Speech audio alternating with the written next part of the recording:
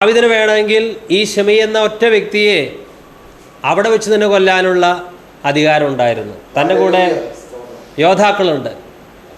അപ്പോൾ ദാവീദ് പറയുന്നത്, എന്നെ ശപിക്കുവാൻ ദൈവം അവനോട് കൽപ്പിച്ചിട്ടാണ്, അതുകൊണ്ട് അവൻ ശപിക്കട്ടെ, ഒന്നും ചെയ്യരുത്. ഒരു ആത്മീയൻ കരുതേണ്ടത് ഇതാണ്. ദാവീദ് പരാജയപ്പെട്ടിരിക്കുകയാണ്, വിജയത്തിൻ്റെ കൊടുമുടിയിൽ നിൽക്കുമ്പോഴല്ല ഇത്. അപ്പോൾ ദാവീദ് പറയുന്നത്, ശകാരിക്കുന്നവൻ ശകാരിക്കട്ടെ, പൂഴി വാരിയെറിയുന്നവൻ പൂഴി വാരിയെറിയട്ടെ, ദൈവം അനുവദിച്ചിട്ടാണ്. ഒരാത്മീയൻ ഇതാണ് മനസ്സിലാക്കേണ്ടത്. എൻ്റെ ജീവിതത്തിൽ ഭാര്യ ശകാരിക്കണമെങ്കിൽ ഞാൻ ബലഹീനമായി കിടക്കുമ്പോൾ, എനിക്കെതിരെ ആരോപണത്തിന് ശരങ്ങൾ മറ്റുള്ളവർ തൊടുത്തുവിടുമ്പോൾ, ഇതെല്ലാം ദൈവം അനുവദിച്ചിട്ടാണ്. ദൈവം അനുവദിക്കാത്തിടത്തോളം കാലം ഒരാൾക്കൊന്നും പറയാൻ സാധിക്കില്ല. ദൈവം അനുവദിച്ചിട്ടാണെങ്കിൽ ഞാൻ ആ വ്യക്തി എന്തിനാണ് ഞാൻ കൈകാര്യം ചെയ്യാൻ പോകുന്നത്? അതാണ് ദൈവത്തെ സ്നേഹിക്കുന്നവർക്ക്, നിർണയപ്രകാരം വിളിക്കപ്പെട്ടവർക്ക് സകലവും നന്മയ്ക്കായി കൂടി വ്യാപരിപ്പിക്കുന്നത് നാം അറിയുന്നുവല്ലോ. ശമൂവേൽ പ്രവാചകന്റെ പുസ്തകം 2 ശമൂവേൽ 16:10. ദാവീദിനെ ശപിക്ക എന്ന് യഹോവ അവനോട് കൽപ്പിച്ചിരിക്കുന്നു. ഓക്കെ, ദാവീദിനെ ശപിക്ക എന്ന് യഹോവ അവനോട് കൽപ്പിച്ചിരിക്കുന്നു. അപ്പം നമ്മുടെ ഭാര്യമാരോട് ദൈവം കൽപ്പിക്കുമോ ഭർത്താവിനെ ശകാരിക്കാൻ? അങ്ങനെ ഒരു കൽപ്പന ദൈവം കൊടുക്കുമോ? 2 ശമൂവേൽ 16:10. അതിന് രാജാവ്, സെരൂയയുടെ പുത്രന്മാരെ, എനിക്ക് നിങ്ങൾക്കും തമ്മിൽ എന്ത്? അവൻ ശപിക്കട്ടെ, ദാവീദിനെ ശപിക്ക എന്ന് യഹോവ അവനോട് കൽപ്പിച്ചിരിക്കുന്നു, പിന്നെ നീ ഇങ്ങനെ ചെയ്യുന്നത് എന്ത് എന്ന് ആർ ചോദിക്കും എന്ന് പറഞ്ഞു. ഏറ്റവും നല്ല ദൃഷ്ടാന്ത കർത്താവായ യേശു ക്രിസ്തു തന്നെയാണ്.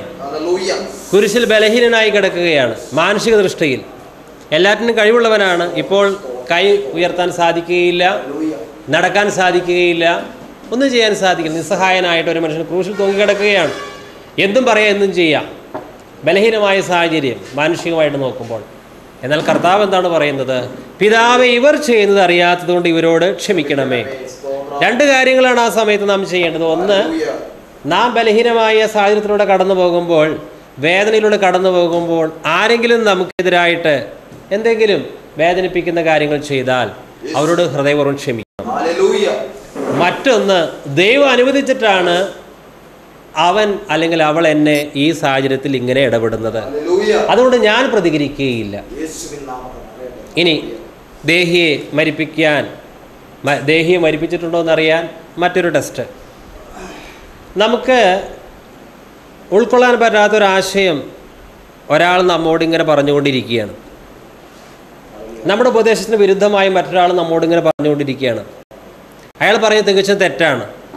നമ്മൾ വിശ്വസിക്കുന്ന ആ നിർമ്മലമായ സത്യങ്ങളെ ഒക്കെ ചവിട്ടിത്താഴ്ത്തി ഒരു വ്യക്തി സംസാരിക്കുകയാണ്. അങ്ങനെ സംസാരിക്കുമ്പോൾ അദ്ദേഹം പറയുന്നത് മുഴുവനായിട്ട് കേൾക്കാൻ നമുക്ക് ക്ഷമയുണ്ടോ?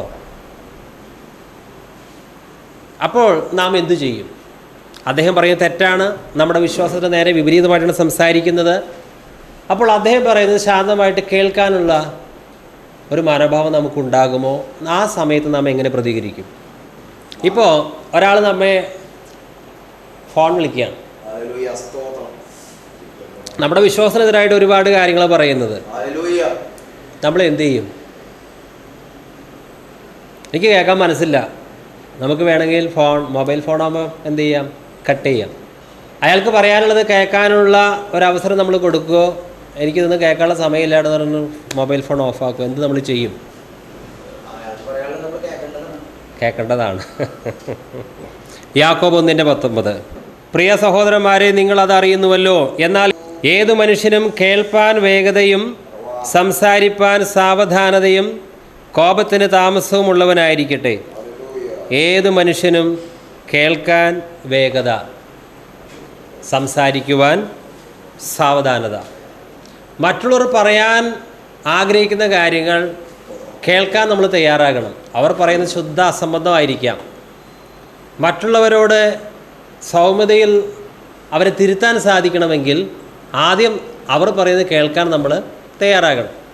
ഇന്ന് ഉച്ചയ്ക്ക് ഒരു സഹോദരൻ ഫോൺ വിളിച്ചു. അദ്ദേഹം പറഞ്ഞു, ഞാൻ RC കാരനാണ്, കത്തോലിക്ക സഹോദരനാണെന്ന് പറഞ്ഞു. അപ്പോൾ അദ്ദേഹം ക്രിസ്തുവിന് വിരോധമായിട്ട് ചിന്തിക്കുകയും ചില ഉപനിഷത്തിൻ്റെ സിദ്ധാന്തങ്ങളിലൊക്കെയാണ് പെട്ടു കിടക്കുന്നത്.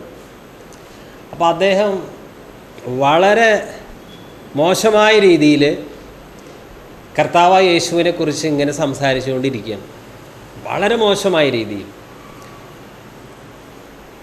അപ്പോൾ എനിക്ക് ഉള്ളിൽ പ്രയാസമുണ്ട്. അപ്പോൾ എനിക്ക് വേണമെങ്കിൽ ഒരു കാര്യം ചെയ്യാം. പിന്നെ ഇങ്ങനെ നിരന്തരമായി പറഞ്ഞുകൊണ്ടിരിക്കുകയാണ്. ആരും ഈ രീതിയിൽ ക്രിസ്തുവിനെ ഇത്ര മോശമായിട്ട് പറയുന്നതായിട്ട് കേട്ടിട്ടില്ല. അപ്പോൾ എനിക്ക് വേണമെങ്കിൽ ചെയ്യാം, ഫോൺ കട്ടാക്കിയാൽ മതി, ഇത് കേൾക്കണ്ടല്ലോ. അപ്പോൾ ഈ വാക്ക് ഞാൻ എഴുതിക്കൊണ്ടിരിക്കുകയാണ്. അപ്പോൾ ഏത് മനുഷ്യനും കേൾപ്പാൻ വേഗതയും സംസാരിപ്പാൻ ഞാൻ ആ ഭാഗം.